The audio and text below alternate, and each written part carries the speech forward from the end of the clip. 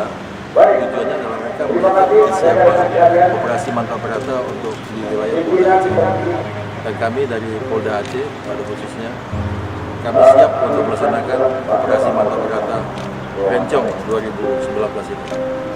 Kapan aja dikumpulkan kita siap, baik manusianya maupun peralatannya.